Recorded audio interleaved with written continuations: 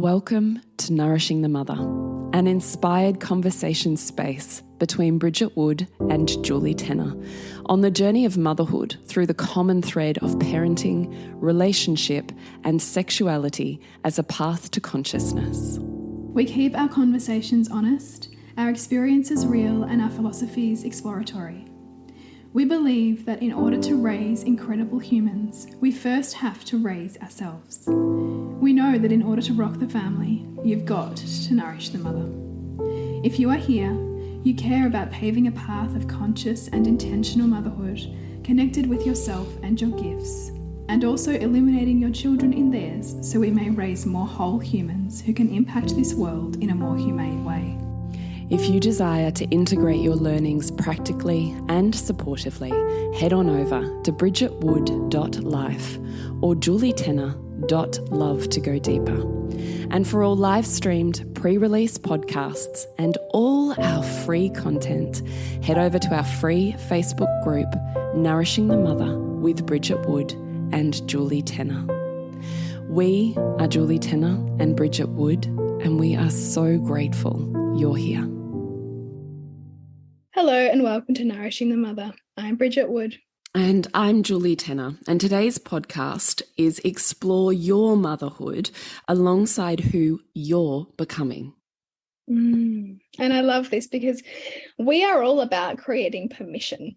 Okay, so creating room, dreams, ideas for how we can be more us alongside deeply seeing, knowing, honoring our whole child in front of us. Yeah. There is no either or. How does motherhood get to look and be for you alongside who you are and who you're becoming? Because who you were when you first became a mother is perhaps not who you are now. I'd hazard a guess it's definitely not who you are now.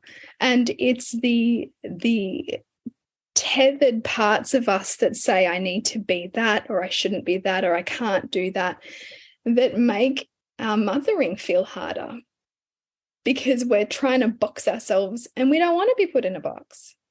So that's where I want to take this podcast today.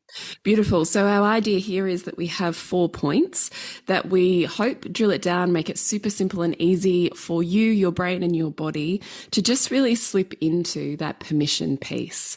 So number 1 is know where you come from.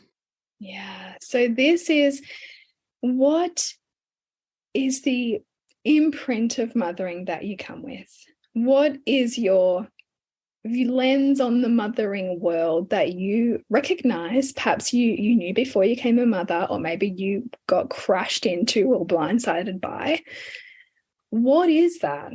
Is it this, I don't like to talk too much in binaries, but there are some in terms of motherhood. And, is it this perfect mother up on a pedestal, like gave everything, also looked after herself, like the unicorn mother, right?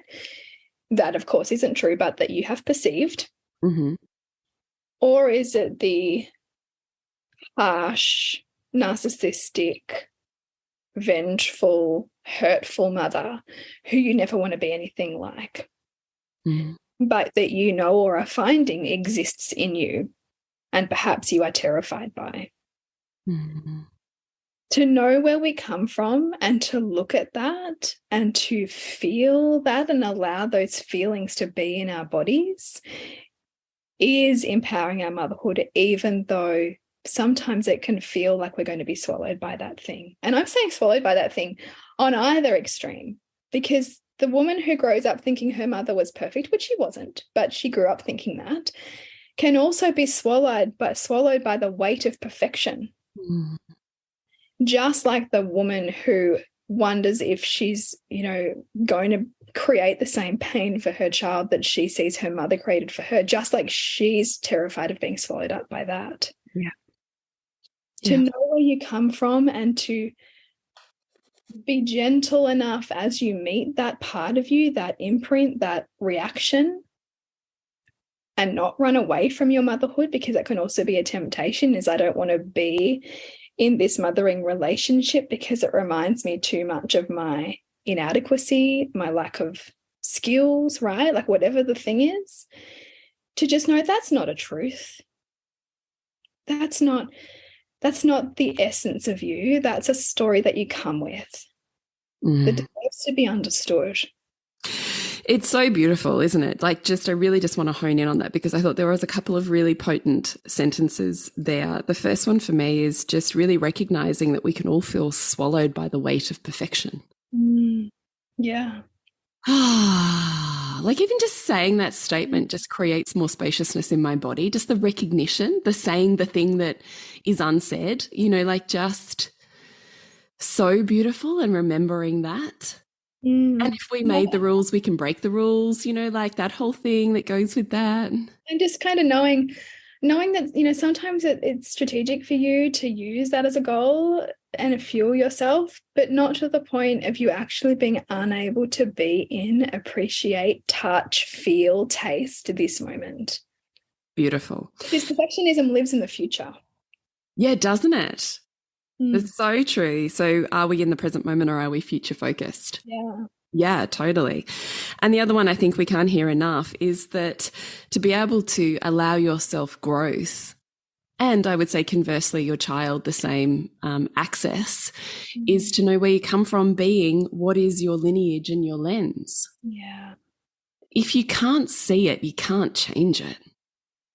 No. So at least spending the time to go, I recognize these are the stories I come from. These are the stories I carry. These are the stories that when I'm feeling resourceless, I will resort to, or I will return to. And give yourself enough support to name them, because sometimes we can shroud these in so much shame that we cast them outside our identity and they just exist in shadow. And then, of course, we become that when we lose our capacity in a moment, right? Like when our nervous system just gets overwhelmed, and then we'll go to those places. So, so much empowerment that comes with naming them, with giving them a place to be. Yeah. Which creates enormous permission for us, right? Well, it does. And in fact, we're doing that coming up in Reimagining Motherhood in the membership, a circle around recognizing my mother lineage.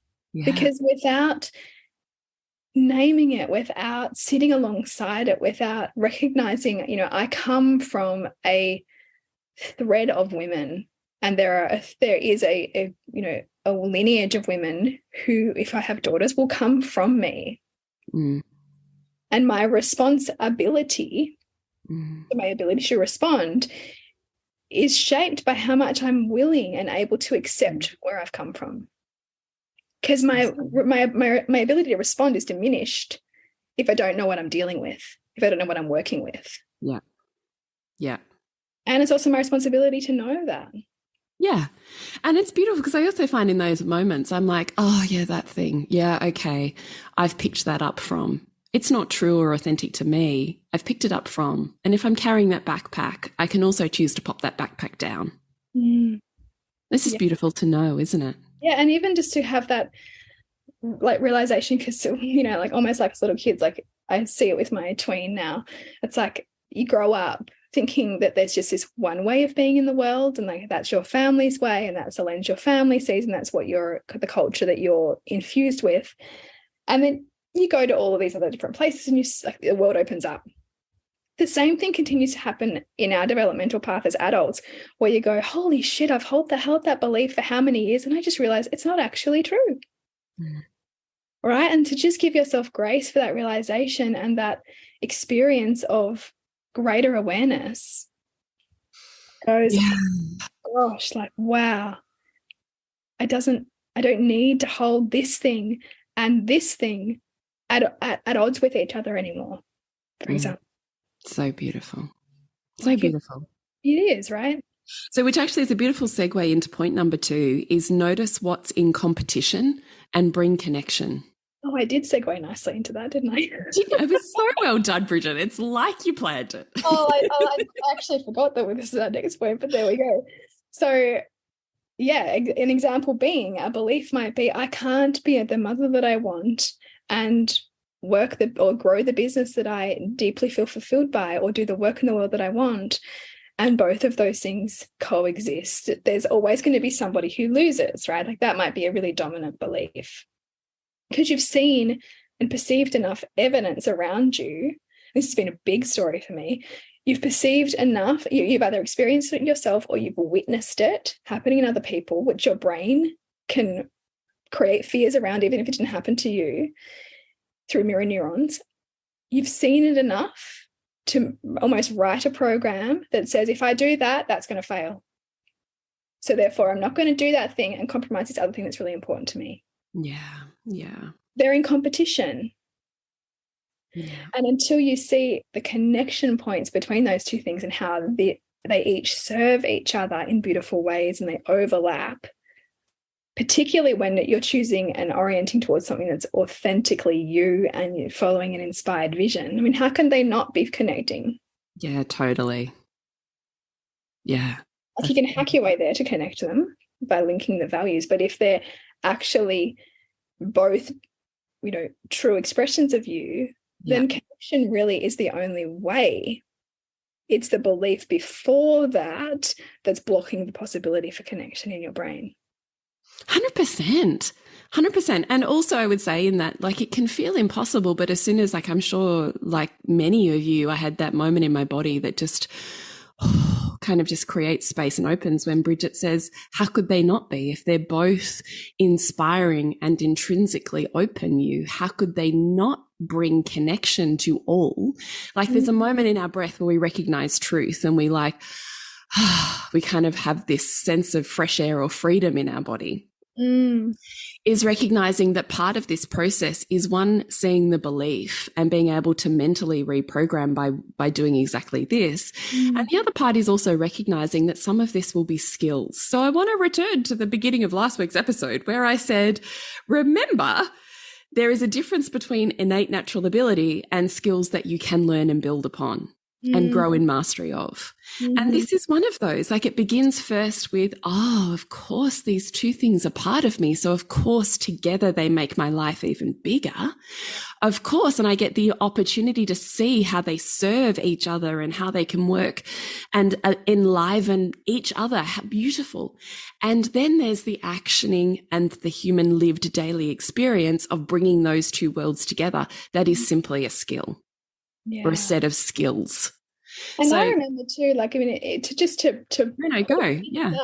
I can remember when you and Sylvie was a baby and she was laying on the floor of your house and you and I were working.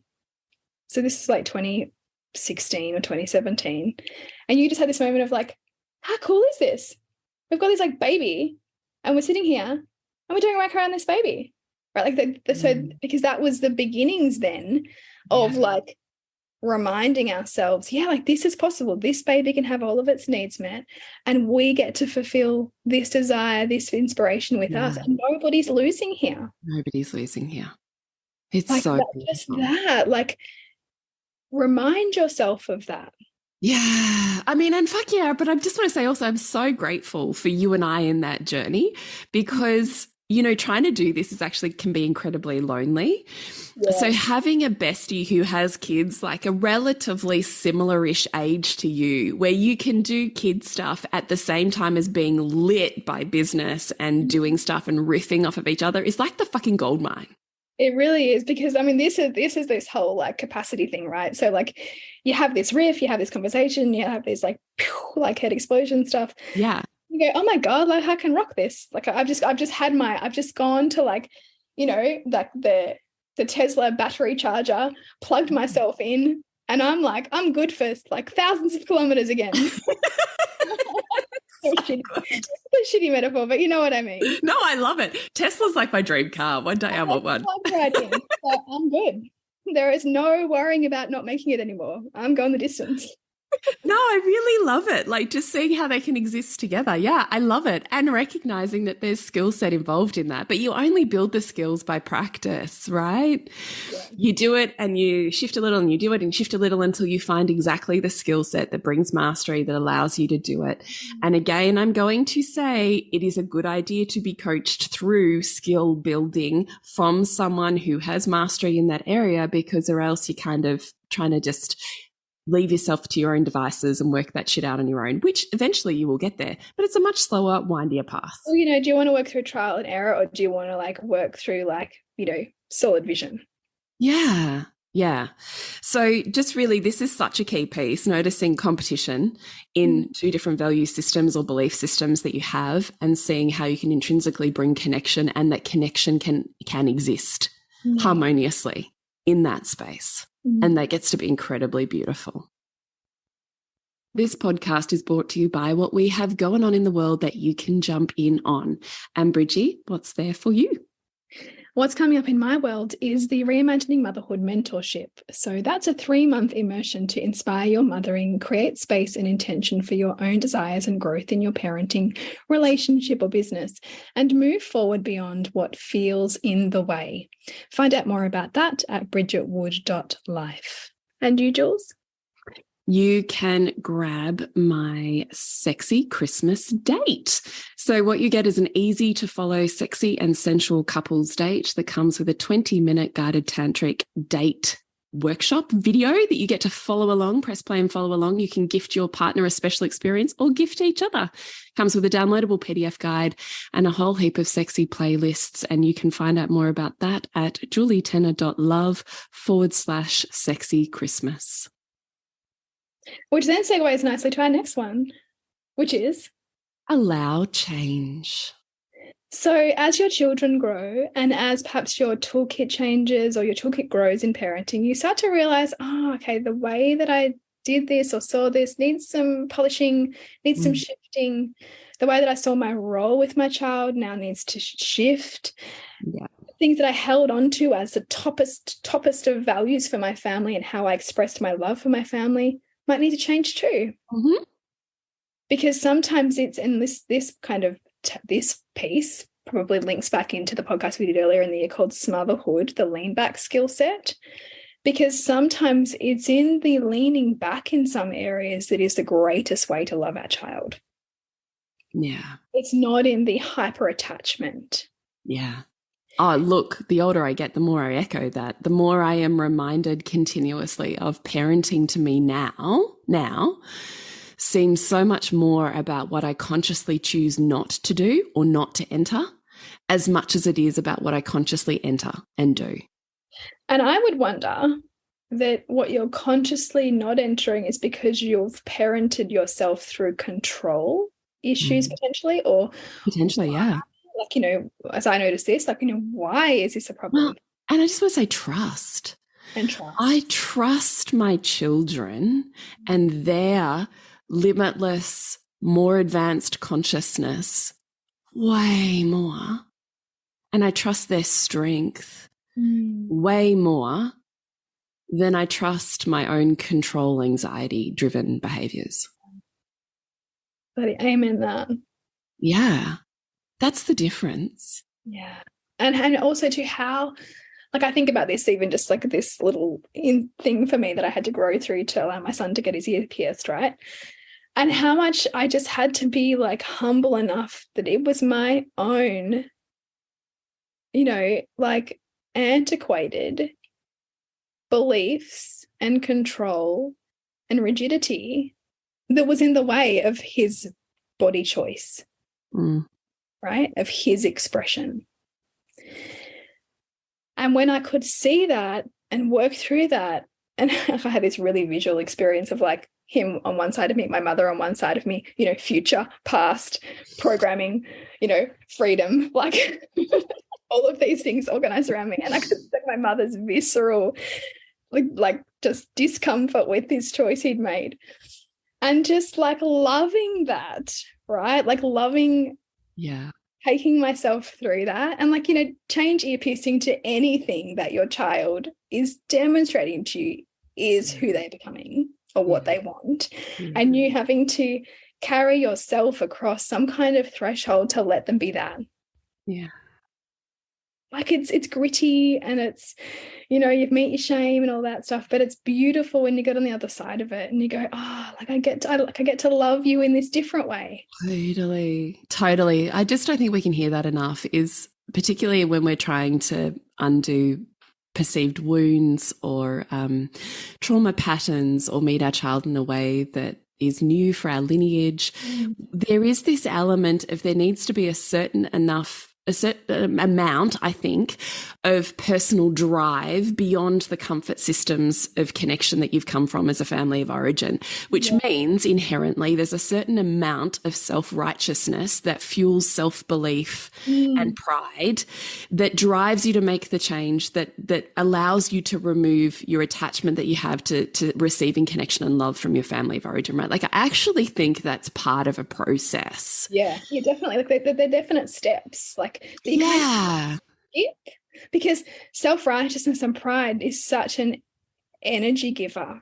Yes, to do the really hard thing, particularly when it involves separation from the mother in whatever form that is, right? So I just think that is what happens. And then there's a point at which you can feel blocked or barricaded in by that. It used to light you up. You used to get energy from it. And then at some point, it starts to feel like a rock, like rock solid. And you no longer feel the same freedom and life juice and flexibility that you once felt. And I think it's that point that I recognize we so need to allow ourselves permission to change the way that we see the world, what we hold as the truest truth, what we believe to be most important or paramount. And sometimes we have to allow ourselves to experience a certain amount of ridicule from the people that we harmed through the process of self-righteousness for what we used to believe was the best. Do you know what I mean? That's so good. I think people need to listen to that again, because yes, part of our growth involves becoming really polarized. And when we become really polarized, you're going to get challenged. Yes.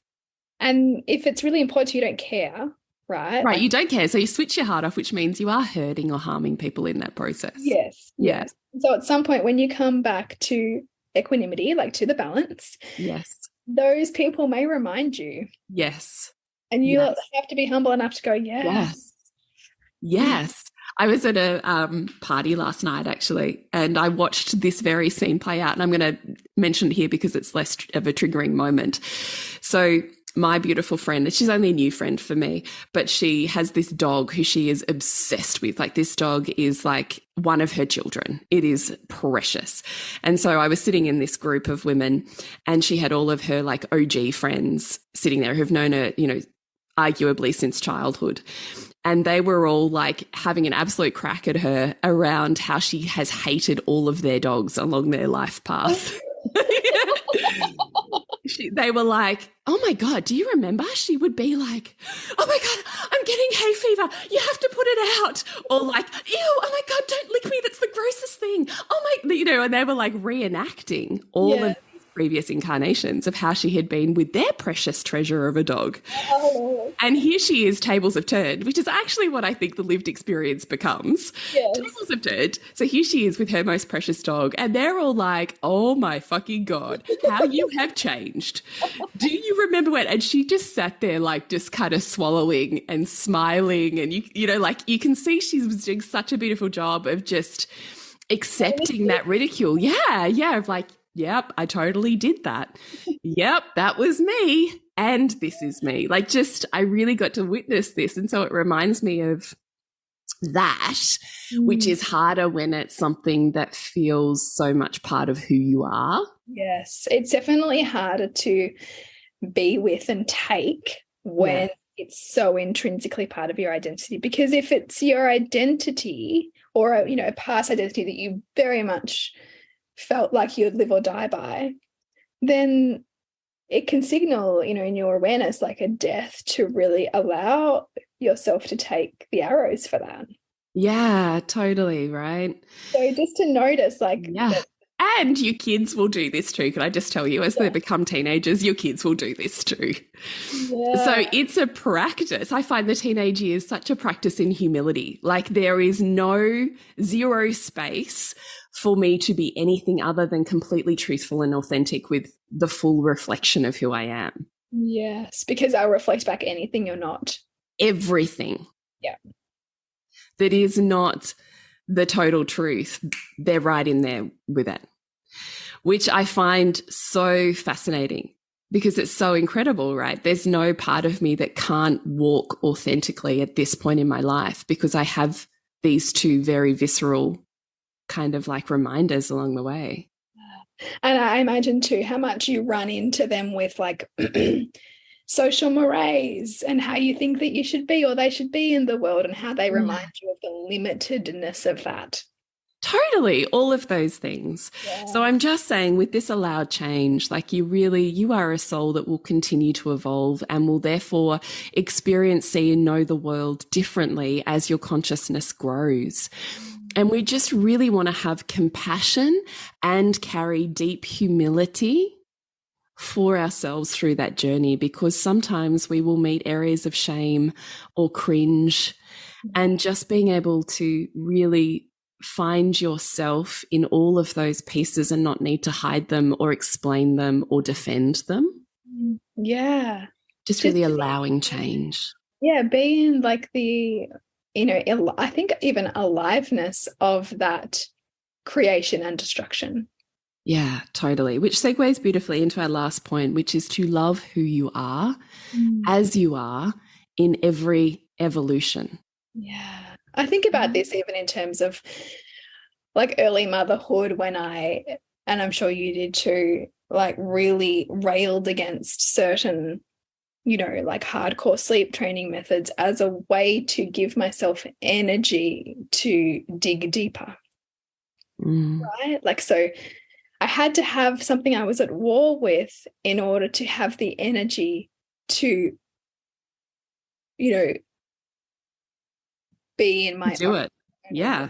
right? Like to be in order to be at war, I needed something to be at war with to cultivate the energy to take Yeah. me across this hard thing. Yeah. Totally. And so I can so love that person who needed that, Yeah. but I don't need that now. Yeah. And, in 10 years' time, I might not need what I need in this moment, Yeah. right? But this is our humanness. And, Yeah. whatever we're kind of storing up shame and guilt around and that we can't love is holding us back. It keeps us stuck. It lowers our self-worth. It keeps us in in revolutions, like continually cycling through the same stuff as opposed to evolving. Yeah. So loving who you are in each moment is kind of you're moving toward the past cringy parts and going, oh, I see why you did that. Yeah. Yeah. Yeah. In fact, I was in the car with one of my friends yesterday because our kids had running training.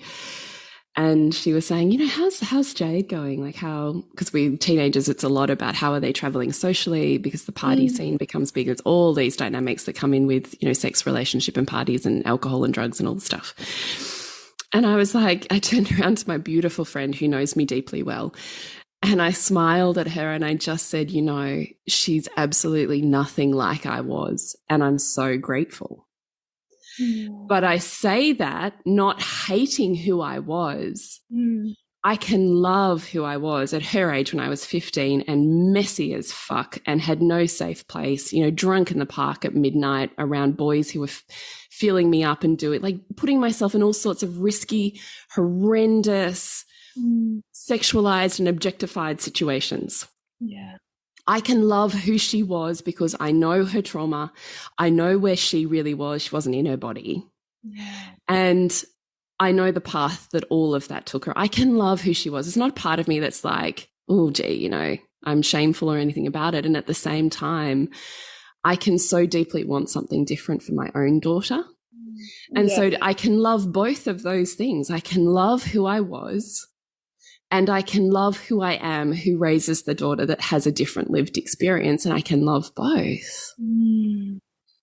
So I just think there's so much room. And do you know what? This gets flown up at me, actually, funnily, in my family. So in my husband's family and in my immediate family, my naturopathic, staunch nutritionist, self-righteous food thing version of me is still a pain point for many of them. Yes. So that is still a piece of me that I have really worked on loving, because I used to be like, you fuckers. And here I would fight for what I saw the world as and who I saw myself as. Yeah. And my eldest two rally against the fact that they were not allowed sugar and artificial colors and, all of this shit. So they actually still have pain points around the fact that they were not allowed these things that peers, other aspects. Yeah. And that they see like Gwen have now, I suppose. Yes, exactly. It's more wounding because it's not I'm not parenting the same. It's totally 100%. Yes, it is. And also particularly for my mother-in-law, that must have been something that I really missed in my self-righteousness. And because I was so fucking mother wounded back then, I reckon I was pretty hard ass and icy with her because I did not know how to be with a nurturing mother energy. I really did not know back then. So it was actually incredibly triggering to my nervous system to be around her. Even though I know what she was offering was everything I wanted, like now I know that. Back then, all I felt was the fucking trigger and what I perceived as judgment. But of course, it's just an inward reflection of me, actually has nothing to do with her. So I can see it differently now. But I must have been so fucking icy and hard ass in how I did this shit. And I imagine, quite like, what's the word for when you like patting someone on the head almost like they have no idea, like like patronizing around food because they don't have a value in nutrition. They know nothing about the world that I had come from. So I was pretty hard ass with my kids whenever they would babysit them, and I would pack snacks. I would give them. Heath also had a salicylate sensitivity, and we were doing the fail-safe diet with him, and he had food coloring reactions. So there was a lot of stuff that now I recognize my nervous system couldn't handle in his behavior. So my way of coping with my overwhelm was to create a set of rules that meant I never ended up in the place that I couldn't cope in. And that for me then became an attachment around food. So I reckon there's a whole lot of anxiety in that. And she still brings up the sting of how hard that was for her. Yeah. Wow. But it's done in the reflection of, do you remember when you and you and you and you? And so I'm like, oh my fucking God, here we go again. Yeah. So this time, it's calmed down since I switched it in my head and I stopped fighting it. And I just breathe and I listen to her and I go, yeah, I actually can hear that was really hard for you. I thought it was helpful because it removed all of the guessing game and you slipping up or getting it wrong or whatever. I thought it was my intention was that it was helpful, but I can see the impact was that it was harmful for you. Yeah. And that's just kind of quelled it. But that's part of loving and owning who I was then and loving and owning who I am now that has a different set of way of seeing the world and food. And that's okay. Yeah, isn't it? As you were talking before, I was thinking, it's like loving without exclusion, right? Like I can love this and this. And to love this doesn't necessarily mean I can't then appreciate and love that part. To love this Jade doesn't mean I can't love my 15-year-old Julie. Like that they just both, there's enough love for each of these representations of teenage, right? Yeah, totally. So we would really love you to allow yourself the freedom to explore who you are in your motherhood alongside who you're becoming, that they can exist and in fact feed each other. So 1, know where you've come from. 2, notice what's in competition and bring connection.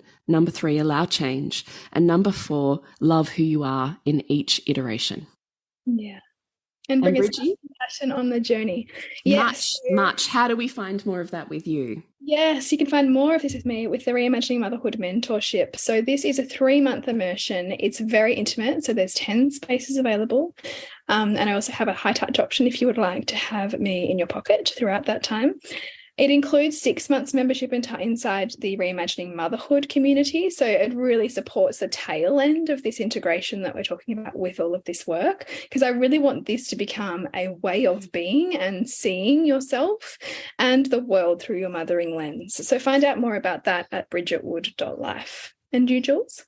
You can find out more about Sanctum, which is my intimate women's circle facilitation and rite of passage training. So if you're ready to really up level and deepen the way that you hold women, create spaces and experiences in the world for your community or for the people that you serve, Sanctum is the place that you can learn that really beautifully. And of course, a whole heap of structure.